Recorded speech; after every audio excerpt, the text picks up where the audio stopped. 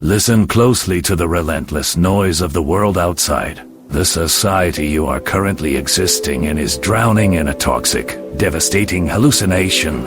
Every screen you stare at, every advertisement you consume, and every self-proclaimed hustler on your feed screams the exact same destructive command: achieve, conquer, accumulate, build your empire.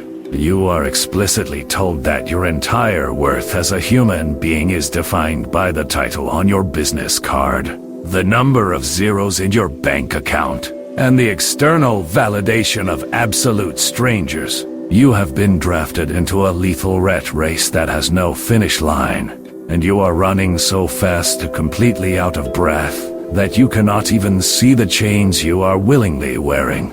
This is the poison of modern ambition. It is a disease that is not just making you miserable, it is making you a highly productive slave. We are living in an era of unprecedented, chronic exhaustion. People are burning out in their 20s and 30s, destroying their nervous systems to climb corporate ladders that lean against the wrong walls. Why are we doing this? Let us break down the mechanical, biological reality of your desires.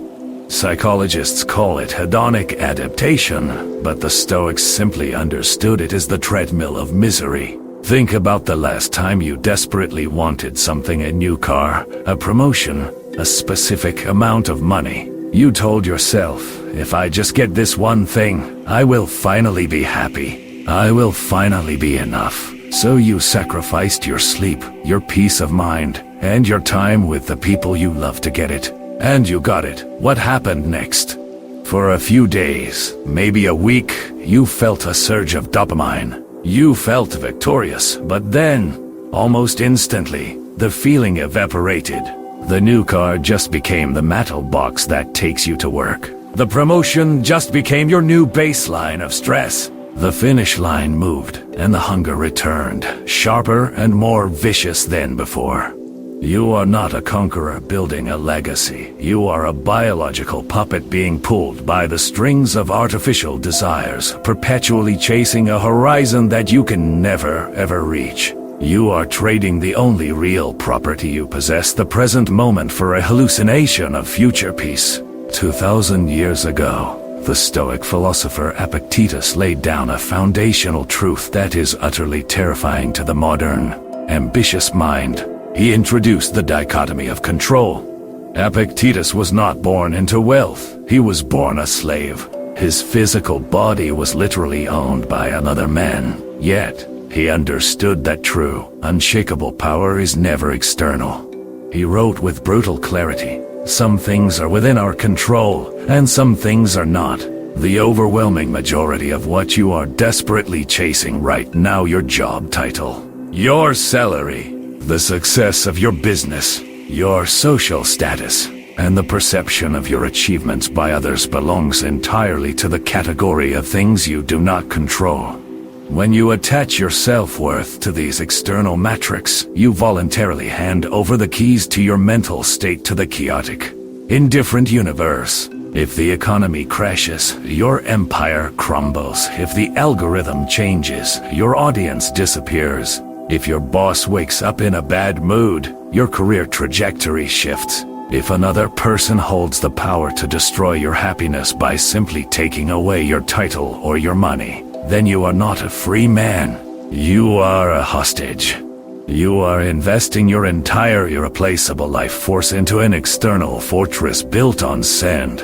To truly understand this, we must look at one of the most profound encounters in ancient philosophy. Consider Alexander the Great, a man who conquered the known world before he was 30. He had infinite wealth, absolute power, and millions of men ready to die on his command.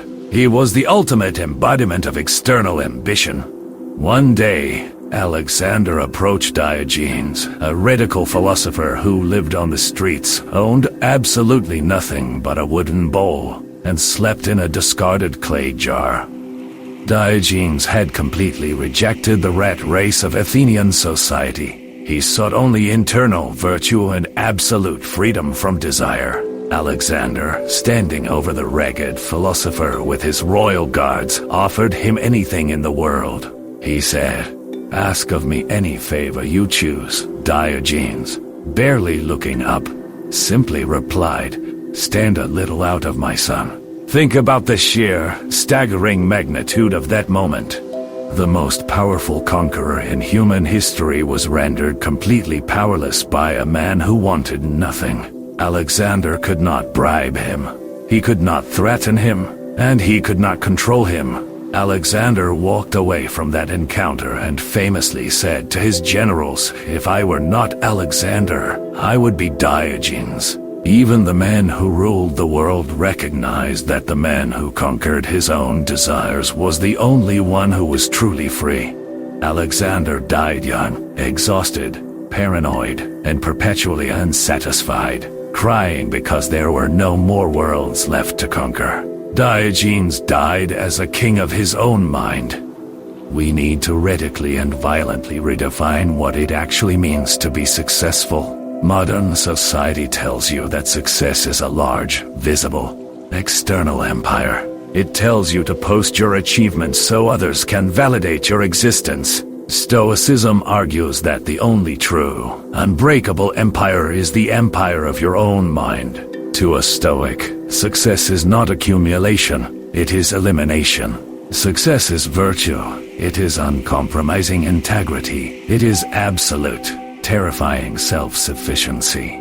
It is the ability to maintain a perfectly calm internal state when the entire external world is burning to the ground. If you have $10 million but you are constantly paralyzed by the fear of losing it, you are not successful. You are just a highly paid, frightened guard watching over your own prison.